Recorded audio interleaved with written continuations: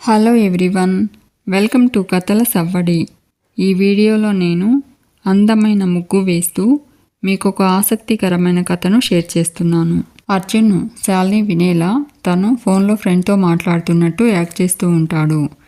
వీళ్ళంటే లక్కీగా దొరికారు. ఇలాంటి పేషెంట్ ఇంకొకరు దొరుకుతారు అన్న గ్యారంటీ నాకైతే లేదు. కాలేజ్ టైంలో నేనే కదా నీ క్రైమ్ పార్ట్నర్ని. నువ్వు చేసిన ఫ్రాడ్ పనుల్లో నేను ఎన్నోసార్లు నీకు హెల్ప్ చేశాను. ఈ ఒక్కసారి నువ్వు నాకు హెల్ప్ చేయలేవా అంటూ, థ్యాంక్స్ రా, నువ్వు డబ్బులు రెడీగా పెట్టు, ఇక్కడ పని అయిపోగానే నేను వచ్చి నిన్ను కలుస్తాను అంటూ, ఉంటాను రా అని చెప్పి ఫోన్ కట్ చేసినట్టు యాక్ట్ చేసి శాలిని వైపు చూసి వెళ్ళిపోతాడు అర్జున్. శాలిని ఈ డాక్టర్కి ట్రీట్మెంట్ చేసే టాలెంట్తో పాటు ఫ్రాడ్ చేసే టాలెంట్ కూడా ఉందన్నమాట అనుకుంటూ, ఈ ముసలోడిని బయటకు పంపించడం కాకుండా ఇతని వీక్ పాయింట్ వాడుకుని మనకు యూస్ అయ్యేలా చేసుకుంటే అని అనుకుంటుంది. ఇక సరోజ, జల్రాజ్ చేపలు అమ్ముతూ ఉంటారు. ఒక్కరు కూడా కొనేందుకు రాకపోవడంతో జల్రాజ్ సరోజతో అరచి అరచి గొంతుపోతుంది. ఒక చేప కూడా అమ్ముడు కాలేదు అంటాడు. సరోజ, గిరాకీకి కూడా దిక్కులేదు, తెచ్చిన చేపలు తెచ్చినట్టే ఉన్నాయి, ఏంట్రా ఇది అంటుంది. ఒకతను, ఏమయ్యా పులసలేదా అని అడుగుతాడు. జల్రాజ్, రోజు పడడానికి అదేమైనా చెరువు చేప అనుకున్నావా ఏంటి? సముద్రం నుండి గోదావరికి ఎదురీదే చేప, ఎప్పుడో కానీ దొరకదు అంటాడు. అతను, పిచ్చోడా, పులసని ఇంట్లో పెట్టుకుని ఇక్కడ పిత్తపరిగలు అమ్ముకుంటున్నావా అని అడుగుతాడు. సరోజ, ఏంట్రా తిక్కతిక్కగా ఉందా, వెళ్ళు అంటూ కోపడుతుంది. అతను వెళ్ళిపోతాడు. జల్రాజ్, వాడు వాగేది నా వైఫ్ గురించే అమ్మ, శృతిని ఉద్దేశించి అంటున్నాడు అంటాడు. సరోజ, ఏంట్రా ఇప్పుడు నీ భార్య వస్తే కానీ గిరాకీ అవదంటావా అని అడుగుతుంది. జల్రాజ్, అలాగే ఉంది పరిస్థితి అంటాడు. చేపలు పట్టడానికి ఎరవేస్తే అది వృత్తి, అదే చేపను అమ్మడానికి నా శృతిని ఎరగా వేయడం అంటే తప్పే కదే అంటాడు. సరోజ, మరి ఎలారా అని అడుగుతుంది. అప్పుడే శృతి వయ్యారంగా నడుచుకుంటూ వస్తుంది. అందరూ చేపలు కొనేందుకు వస్తారు. జలరాజ్, ఏంటి ఒక్కసారిగా ఎంతమంది వచ్చారు అంటూ ఉంటే సరోజ శృతిని చూపెడుతూ, అడుచూడు పులస అంటుంది. జలరాజ్ శృతిని చూసి షాక్ అవుతూ, బేబీ నువ్వెందుకు వచ్చావు, నేను వస్తున్నాను కదా అంటాడు. శృతి, నేను 2 రోజులు రాలేదు, చేపలు మురిగిపోయాయి, గల్లా పెట్టే తరిగిపోయింది, ఇలా అయితే బ్రతికేదెలా, అందుకే వచ్చా అంటుంది. జల్రాజ్, అది కాదు బేబీ, వీళ్ళు అంటూ ఉంటే శృతి, తెలుసు అంటుంది. నా గ్లామర్ని చూడ్డానికే వస్తున్నారు, కష్టంగా ఉంటే తెగతింపులు చేసుకుని మా ఇంట్లో దిగబెట్టిరా, లేకపోతే మూసుకుని పని చూసుకో అంటుంది.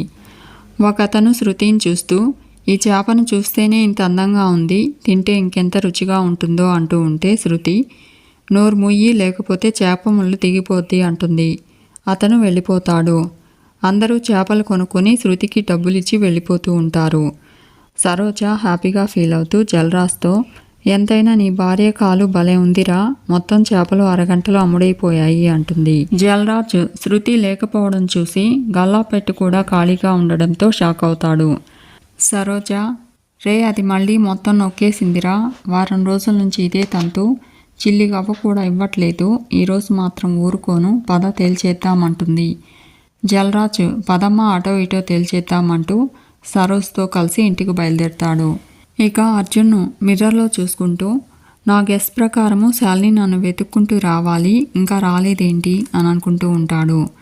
అప్పుడే శాలిని డోర్ కొట్టడంతో అర్జున్ శాలినిని చూసి, రామా శాలిని అంటాడు. శాలిని లోపలికి వస్తుంది. అర్జున్, ఏంటి ఇలా వచ్చావు, మీ మామయ్య గారికి మళ్ళీ ఏమైనా గుర్తొచ్చిందా అని అడుగుతాడు. శాలిని, కాదు, నాకు మీ రియాలిటీ తెలిసొచ్చింది అంటుంది. అర్జున్, రియాలిటీ ఏంటి అంటూ, అమెరికాలో నేను తీసుకున్న అవార్డులు రివార్డుల గురించి తెలిసిందా అని అడుగుతాడు. శాలిని, నేను చెప్పేది మీరు చేసిన అప్పులు తప్పుల గురించి, ఇందాక మీరు బాల్కనీలో మీరు మీ ఫ్రెండ్తో మాట్లాడడం నేను విన్నాను అంటుంది. అర్జున్, మొత్తం వినేశావా అని అడుగుతాడు. శాలిని, మొత్తం విన్నాను అంటుంది. మీరు ఇక్కడున్నట్టు పోలీసులకు చిన్న హింట్ ఇస్తే చాలు, నెక్స్ట్ మినిట్ మీరు జైల్లో ఉంటారు కదా అంటుంది. అర్జున్ కంగారు నటిస్తూ డోర్ లాక్ చేసి శాలినితో, ప్లీజ్ ఆ పని మాత్రం చేయొద్దు అంటాడు. అప్పు తీర్చడానికి వేరే దారి లేక నేను ఇక్కడికి రావాల్సి వచ్చింది. నేను బ్లఫ్ చేసి ఇంట్లో చేరిన మాట నిజమే, కానీ ట్రీట్మెంట్ మాత్రం జెన్యూన్గానే ఇస్తున్నాను. మీ మామయ్య గారికి కంప్లీట్గా నయమయ్యేలా చేస్తాను, దయచేసి నా గురించి బయట పెట్టొద్దు ప్లీజ్ అంటాడు. శాలిని అయితే వెంటనే ఇక్కడి నుంచి వెళ్ళిపోండి అంటుంది. అర్జున్ ఇదేంటి నాతో బేరానికి వస్తుందనుకుంటే నన్ను వెళ్ళిపోమ్మంటుంది అని అనుకుంటూ శాలినితో ఉన్నపళంగా వెళ్ళిపోతే క్రాంతికి నా మీద డౌట్ వస్తుంది. ఎక్కడున్నా పట్టుకుని నన్ను పోలీసులకు అప్పగిస్తాడు. అయినా నన్నెందుకు వెళ్ళిపోమ్మంటున్నావు? మీ మామయ్య గారికి క్యూర్ అవ్వడం నీకు ఇష్టం లేదా అని అడుగుతాడు. శాలిని అదంతా నీకు అనవసరం అంటుంది. అర్జున్ అనవసరమని ఎందుకు అనుకుంటున్నావు? నీ ప్రాబ్లం ఏంటో తెలిస్తే నేను నీకు హెల్ప్ చేస్తాను. నా గురించి నువ్వు బయట పెట్టకుండా ఉంటే ఒకరికొకరం హెల్ప్ చేసుకుని ఇద్దరం సమస్య నుంచి బయటపడొచ్చు అంటాడు. శాలిని మీరు నాకు ఒక ఫేవర్ చేస్తాను అంటే నేను మీ గురించి బయట పెట్టను అంటుంది. ఇప్పటిదాకా మామయ్య గారికి ఒక్కో ఇన్సిడెంట్ గుర్తొచ్చేలా చేశారు. కానీ మీరు చేసే నెక్స్ట్ ట్రీట్మెంట్తో ఆయన మెమరీ మొత్తం కంప్లీట్గా ఎరేస్ అయిపోవాలి. అలా చేయగలరా అని అడుగుతుంది. అర్జున్ దానివల్ల మీకు వచ్చే లాభం ఏమిటి అని అడుగుతాడు.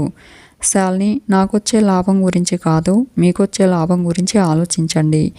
మీరు మామయ్య గారి జ్ఞాపకాలు మొత్తం డిలీట్ చేసి ఆయన బ్రెయిన్ని బ్లాంక్గా మార్చేస్తే మీ బ్యాంక్ అకౌంట్లో 10 lakhs క్రెడిట్ అవుతుంది.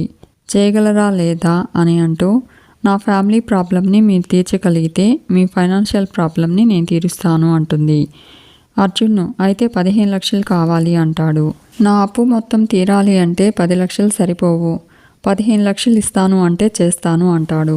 శాలిని ఓకే డీల్ అంటూ అర్జున్కి షేక్ హ్యాండ్ ఇచ్చి వెంటనే పని అయిపోవాలి అంటుంది.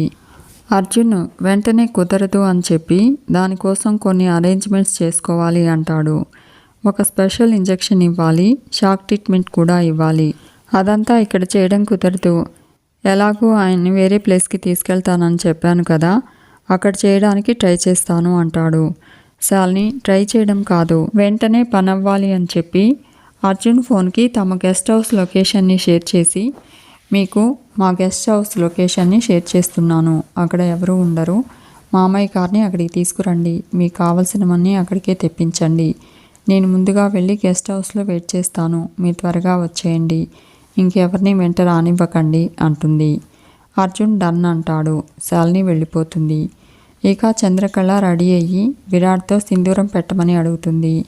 విరాట్ ఇదేంటి కొత్తగా, ఇప్పుడు నువ్వే పెట్టుకుంటావు కదా అని అడుగుతాడు.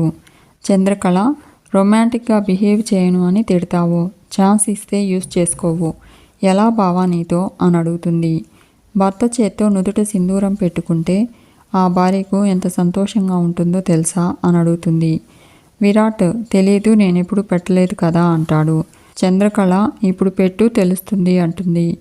విరాట్ చంద్రకళకి నుదుటన సింధూరం పెట్టడంతో చంద్రకళ మిర్రర్లో చూసుకుని హ్యాపీగా ఫీల్ అవుతుంది. విరాట్ చంద్రకళతో మొహంలో ఒకసారిగా వెలుగొచ్చేసింది చంద్ర అంటాడు. చంద్రకళ తన చీరను చూపెడుతూ ఈసారి గుర్తుపట్టావా బావా అని అడుగుతుంది. ఇంట్లో వాళ్ళకు తెలియకుండా సీక్రెట్గా తీసుకొచ్చి నాకు గిఫ్ట్ ఇచ్చావు అంటూ ఎలా ఉంది నేను కట్టుకుంటే అని అడుగుతుంది.